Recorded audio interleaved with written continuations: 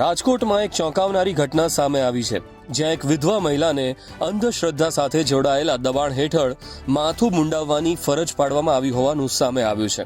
મળતી માહિતી મુજબ ઘટનામાં સામાજિક દબાણ અને જૂની માન્યતાઓના કારણે મહિલાને આ સ્થિતિનો સામનો કરવો પડ્યો.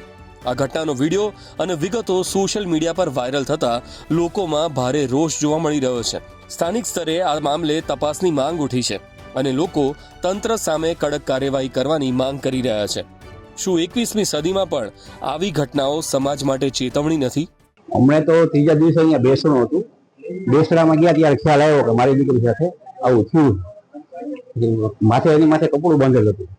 પછી બોલાવી કીધું અહીંયા બેટા, તો રોવા માંડ્યું. પછી કીધું તારે આવું થઈ ગયું, અમને ફોન તો કરાય ને ખાલી, અમને સીધા આવી ગયા. ધોરાજી ક્યાં આગું છે, 15 મિનિટમાં ધોરાજી કીધું પૂરી દઈએ.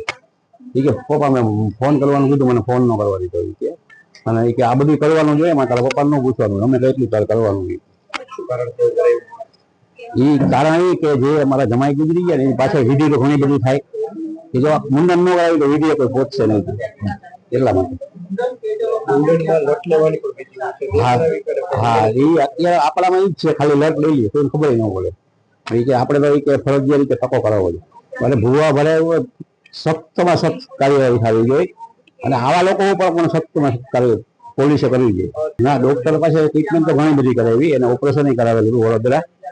એમ કઈ વાંધો નતો, સારું હતું. પછી ધીરે ધીરે આ લોકો ભૂવા ભરાવીને પકડ્યા અને ટ્રીટમેન્ટ કરી બંધ. ફરિયાદમાં એક જ માંગ છે અમારી, દીકરીનો દીકરો ને દીકરી છે, એના માટે 20 લાખ રૂપિયા આપણે માંગ્યા છે, અને મારી દીકરી જે દાગીના ચડાવ્યો હોય દાગીના આપી દઈએ, એટલે વાત આપણે પૂરી થઈ ગઈ.